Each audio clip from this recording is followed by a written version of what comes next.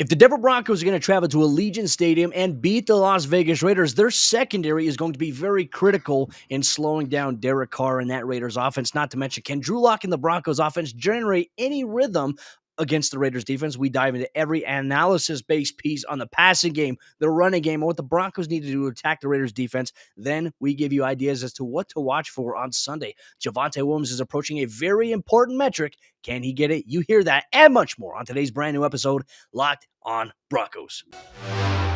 You are Locked on Broncos, your daily Denver Broncos podcast. Part of the Locked on Podcast Network. Your team every day.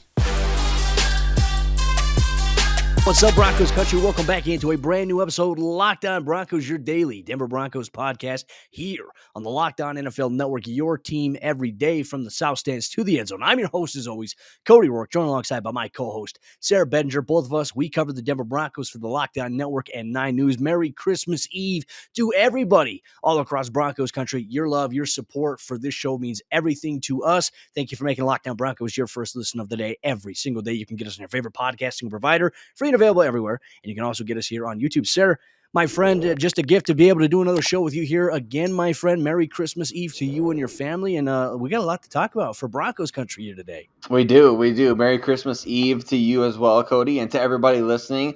This is my favorite time of year, man. I absolutely love it. I absolutely love the Christmas season. I love just getting to be around family and friends, and my family's here right now in Omaha. You know, we're getting to hang out for a couple days here and have some fun together, so I'm loving it, and they love the show too. I know they tune in every single day, so they love listening to Cody. They've loved getting to know Cody through the Locked on Broncos podcast. It's been awesome. So it's a blessing, man. It's a great time to reflect on our blessings, and it's a blessing for me to be part of this.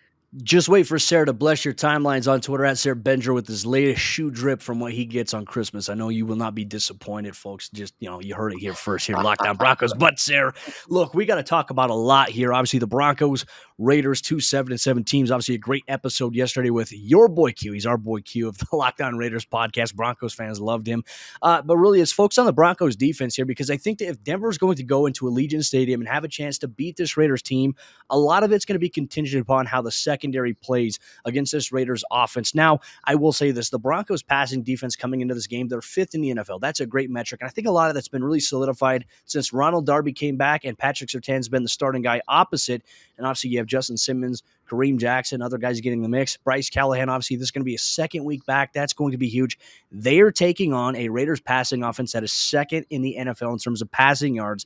And Derek Carr, he's had a tremendous season so far, despite the fact that the Raiders have struggled. He is putting up production there. So this is going to be huge, my friend, and it's something to look at here.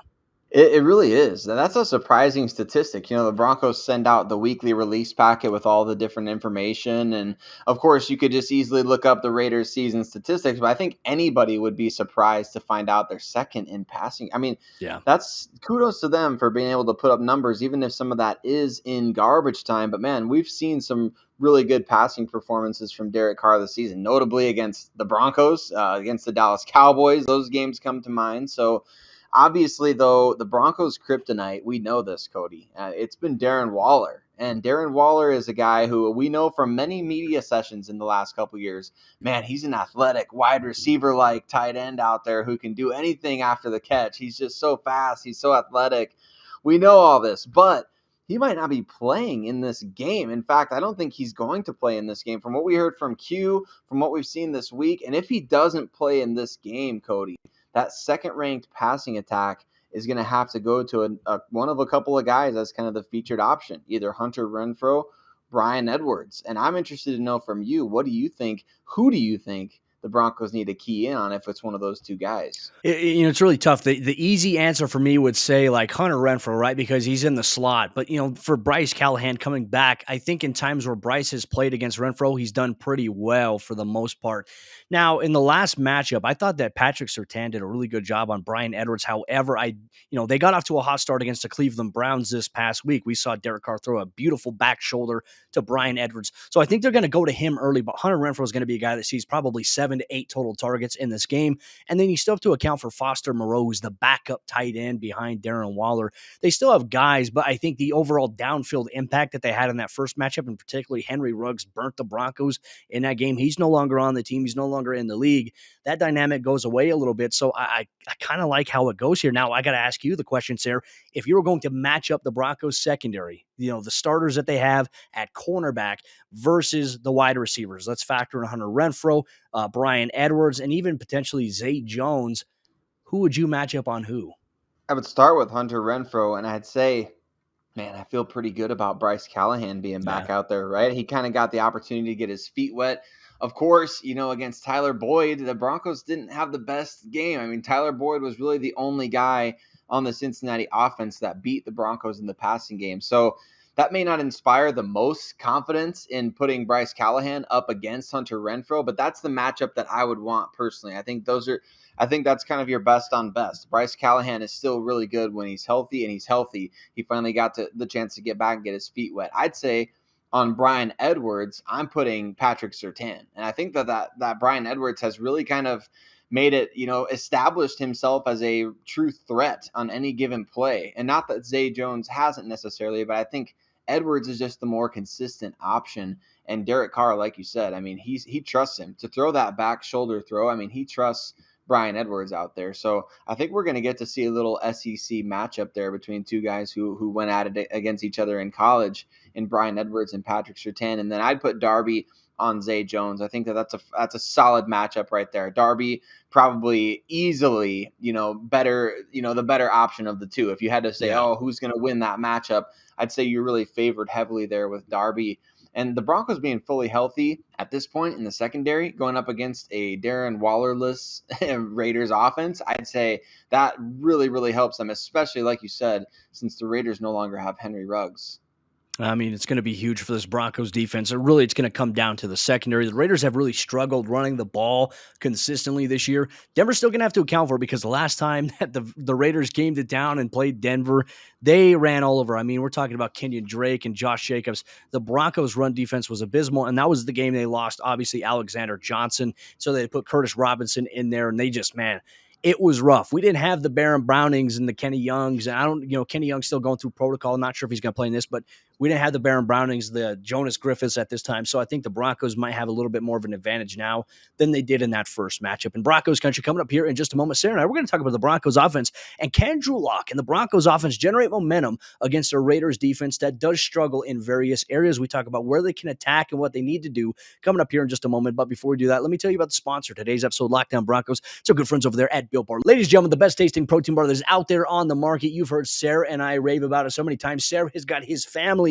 hooked on Built Bar, and I want you to get hooked on Built Bar as well, because it's 100% milk chocolate. The bars, they're soft and easy to chew. You don't have to break your teeth biting into it. It's like biting into a cloud with Built Bar, ladies and gentlemen. They have 9 amazing, delicious flavors, including the occasional limited time flavor that you can check out at Built.com. With the wide assortment of flavors that they have, you're going to find something that you love or your family loves, or just in general, if you want to be sneaky like me, I always get myself a box of peanut butter brownie away from the wife so she doesn't eat my peanut butter brownie Built Bars. That's always a thing that I have to deal with during the holiday season.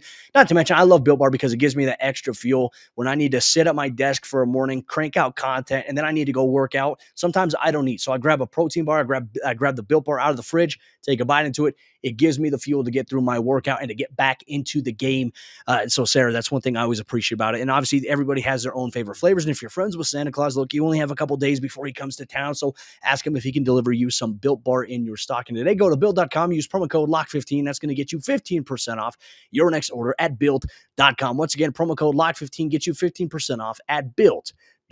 And our good friends over there at Stack Hero. Ladies and gentlemen, no one plays daily fantasy sports to lose, and winning, it feels so much better. But traditional fantasy sports are a long-term losing proposition because you never know who or what you're up against. And Stack Hero is the first of its kind daily fantasy sports platform where it's you versus the house in head-to-head fantasy matchups in a winner-take-all format. And here's the crazy part. Stack Hero, they show you their lineups before you play, and you handpick the team that you want to face one-on-one. This never-before-seen innovation of a fantasy sports and sports betting hybrid has Stat Hero players clocking odds that are over 4 times better. Why? Because you don't have to compete against thousands of experts or unknowns. Stat Hero puts you in control of your fate, and you can play it here today. Sign up for free right now at stathero.com/lockedon. Use promo code LOCKEDON for a 100% deposit match. That's stathero.com/lockedon. Use promo code LOCKEDON for a 100% match. stathero.com/lockedon. Promo code LOCKEDON. Terms and conditions apply. But Sayre, my friend, as we continue on to this Christmas Eve episode of Locked On Broncos, ladies and gentlemen, just once again, thank you so much for making Locked On Broncos your first listen of the day every single day. It's the greatest gift that you and Sayre could give to us, and we really appreciate you, Broncos country. All right, Sayre, the show continues here, my friend. We talked about the Broncos defense and the secondary in that last portion of today's show. Now we got to talk about the Broncos offense, which 3 games remain. I think we've all sat in agreement that it has just been a frustrating, inconsistent product to watch. Drew Lock's going to get the start. No secret about that. He's playing a team that he's really struggled against in terms of getting wins. So this is going to be a huge game, not only just for Drew Lock, but for the Denver Broncos in general, who still have a small percentage chance at the playoffs here. Sayre, I think that the key is going to be the same as what we've said every single week. I think the Broncos have to come out and they have to run the ball. The Broncos have a 10th ranked rushing offense, and they're going to be taking on a Raiders defense that is 26th ranked against the rush. Now, it is hard to run to the outside against guys like Max Crosby, Yannick Ngakoue, but running on the interior has been nice. Now, Q did say there is a little bit of an addition there at the inside backer position has made a little bit of an impact, and that's Divine Diablo. So can the Broncos maybe neutralize him? But this gets impacted even more because now Lloyd Cushenberry is possibly out of this week's game due to going into COVID protocols. And Vic Fangio has said that it's either going to be Quinn Miners or it's going to be Austin Schlottman that get to start at center. Me personally, Sayre, I think it's got to be Schlottman. We saw a lot of Quinn Miners at center during the preseason. It wasn't so good. Do you want to rob Paul to pay Peter there? I'd go with Schlottman, who has a little bit more experience. I think so too. And I think we saw with Miners, there's work that really needs to be done over the course of an entire offseason if that's what they want to put him at. He was admitted, self-taught at the center position when he was practicing there at the Senior Bowl last year. And that wasn't even a year ago. So I'd say that's not a smart idea in a game like this where the playoffs are still on the line. I'd say go with the guy who's got some experience there for sure. And the Broncos will probably do that. I don't think there's any reason for them to, unless you're trying to get maybe your best 5 out there, in which case, Netani Muti may be a better option at the right guard. I mean, maybe that's the way they're looking at that in terms of maybe pushing Miners to the center position. But like you said, we kind of saw that experiment. We saw a lot of bobbled and missed snaps in the offseason and training camp preseason. So I think a huge key in this game is exactly what you said, Cody. That Raiders defense against the run. Obviously, that's a big deal. But on third downs also, they're 27th in the NFL at allowing third down conversions. I mean, they're bad. And that's, that's where the Broncos need to take advantage. So Drew Lock, he's got a running game behind him. Even without Lloyd Cushenberry, I'd say the offensive line that he's got in front of him is vastly improved. But what do you think Drew can do to either help or hurt this offense against the Raiders, which they struggle on third down defense? Well, I think the situation goes down to, is it a third and long? Is it third and short? If it's third and short, sir, you know what I'm doing? Where's Javonte? Where's Melvin? I'm handing the ball off to one of those guys, right? If it's 3rd and 7, right, and you understand you're going to be facing a different kind of front and it's a passing situation, I'm not just going to drop Drew straight back. Like, obviously, there's going to be times where he's going to do a normal 3-step, 5-step drop, but I want to do some play action. I want to do some rollout stuff that Drew Lock over the course of his career has favored him. And I go back to that last Raiders game. I thought in the first half, minus that interception right before halftime, Drew Lock was actually playing really well. Then that interception right before halftime snowballed into one of his worst performances of his entire career in that second half, where the Broncos just got washed out of that stadium. And obviously there was no fans there, but man, it was a brutal game to watch. Drew's got the capability. This is the perfect opportunity to get guys like Jerry Jeudy involved more. Tim Patrick, Cortland Sutton, Noah Fant. Obviously, we know that Drew likes his tight ends. He's going to go to Noah Fant, Albert O. But now you have a chance to get Jerry more involved. And against the Raiders last year, play action on crossing, drag patterns, mesh concepts. That's exactly what the Broncos hit to Jerry Jeudy several times. So I think they have to go to that. But, I think the things that can hurt Drew, obviously decision-making. I think if the Broncos are facing a 3rd and long, this is where I worry about maybe where Drew Lock can hurt the Broncos offense. And so I think a lot of it's going to be on him not to overthink it, but it's also going to be on Pat Shurmur to put he and the rest of the Broncos offense in ideal situations. So there is that. But I want to kind of shift gears here for a moment, Sayre. the Broncos and the red zone, they've had this kind of dysfunctional relationship this year. The Raiders obviously have no love in the red zone as a defense here. I said it perfectly here. Don't get friend zoned in the red zone against the Las Vegas Raiders. The Raiders defense, they rank dead last, 32nd in the NFL in red zone defensive percentage. Opponents are scoring 77.1% of their trips into the red zone. And the Broncos, they missed out on an opportunity last week being in the red zone. A fumble happened. It took them out of it. This is going to be an ideal situation where the Broncos have to capitalize. And look, the Raiders, they're giving up 27 points per game. Denver has to find a way to do it. No more excuses. This is it. 3 games remaining in the season. You're going to have to find a way. And it's going to be on Pat Shurmur, Drew Lock protecting the football. But ideally, I think it's going to be a collective effort. Run the ball. Take the pressure off of Drew Lock to have to make all the decisions to win the game. But obviously, he can do some things that give you a little bit more of a dynamic on the offensive side of the ball that Teddy simply hasn't had this year. So, in my opinion, that's really kind of a big key for me, Sayre. And that's a good one. That's a really, really good one. I think in 2 of the last 3 games, we've really seen the offense step it up in this area, which I think a lot of people will find that to be surprising. You know, against the Chargers and against the Lions, I believe the Broncos are a combined 8 for 8 in terms of converting red zone opportunities into touchdowns. Obviously, last week against the Cincinnati Bengals, different story. We had the fumble inside the 10 and that type of deal. So they've got to find a way, like you said, to take advantage. Not getting friend zoned in the red zone is the exact way to put it. You got to get it in. You gotta score. You gotta hit pay dirt. You got to do whatever it takes. So I think that's exactly where the Broncos are at, and that's what's going to make the coaching staff trust Drew Lock. To me, Cody, that if Drew Lock wants to earn the trust of the coaching staff, he's got to be able to turn good drives, which he had against the Cincinnati Bengals, turn those good drives into 7 points. You can't settle for field goals. You got to prove, hey, if we're going to be a playoff team, this is a team that can score touchdowns on you. We're no longer that offense that's going to score, 10 points against the Bengals. We're going to come out here and we're going to show you that we can actually use our tight ends, use our wide receivers, finish good drives. That's the type of offense that the Broncos need to be, and it's not too late for them to do that. Yeah, well, a lot of it is very dependent on this coaching staff, and as we said, it's very stubborn. Pat Shurmur, I don't want to nitpick on this too much, but every time I hear him talk in a press conference, I'm very uninspired by the things that he says, the general blanket statements about the offense. The offense has been very porous, and even Vic Fangio's talked about the offense, but not to the extent where obviously he's going to blast it and put it down in terms of the national media, but I just can only imagine. I mean, I'm just as frustrated with the offense as I think many Broncos fans are and players are. So we'll see how things go. But Broncos country coming up here in just a moment. Sayre and I are going to talk about some things that while you're watching the game on Sunday, what do you need to be looking out for? What are some things you need to keep your eye on? Some storylines in this game against the Las Vegas Raiders. We'll get to that coming up here in just a moment. But before we do that, let me tell you about the other sponsor. Today's episode of the show, it's your good friends of their BetOnline.ag. And BetOnline has you covered this holiday season with more props, odds, and lines than ever before as football continues its march through the College Bowl season and pro football playoffs. And BetOnline remains your number one spot for all sports action this season. So head to the website or use your mobile device to sign up today and receive your 50% welcome bonus on your first deposit. Just use our promo code LOCKEDON. That's one word, LOCKEDON, to receive your bonus today from basketball, football, NHL, boxing, and UFC right to your favorite Vegas casino games. Don't wait to take advantage of all the amazing offers available for the 2021 season. BetOnline is the fastest and easiest way to bet on all your favorite sports, so don't wait to take advantage of all the new amazing offers that are available. BetOnline, where the game starts. All right, Sayre, jumping into full action on today's Christmas Eve episode, Lockdown Broncos. Once again, mile high salute to everybody in Broncos country. Merry Christmas. Make sure that you send Sayre and I your tweets of any Broncos gear you get. Tweet us out at Cody Roark NFL, at Sayre Bedinger, at Lockdown Broncos with your Broncos gear. We will share and retweet it on our Twitter feeds. But obviously, we're always excited if you get some new Broncos swag, for something in the stocking under, as a gift wrap present, a new jersey that you want to show off. Let us know. We'll pump that out on our social media feeds as well. But Sayre, my friend, outside of there, we talk about this game, offense and defense. There's some other storylines going on, I think, that Broncos fans need to keep an eye on, and they're more player related, some accolades, some really cool things that they can add to the repertoire here.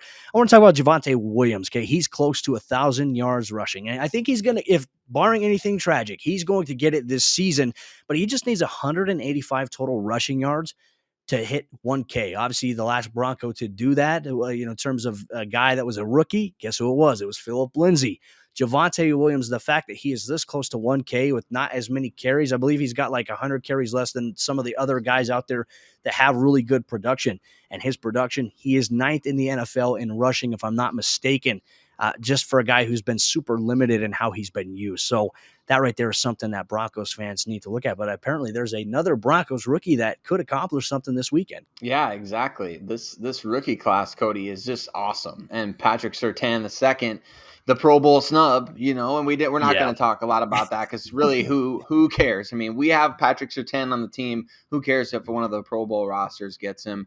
That's up to them. But man, he needs one pass defense to tie Bradley Roby for third place in passes defense by a rookie in Broncos history. I think that's a really good stat. Bradley Roby had a very underrated rookie season back in 2014 as the Broncos kind of transformed their defense with DeMarcus Ware and Aqib Talib and those guys coming in. And so it's a testament to Patrick Surtain. I feel like that's almost like on the low end too. Like teams are really not throwing his way the second half of this season. So he's not getting a ton of balls. And when he does, he's making good, he's making good on those opportunities. He's getting his hands on the ball. He's picking it off. He's taking it the other way.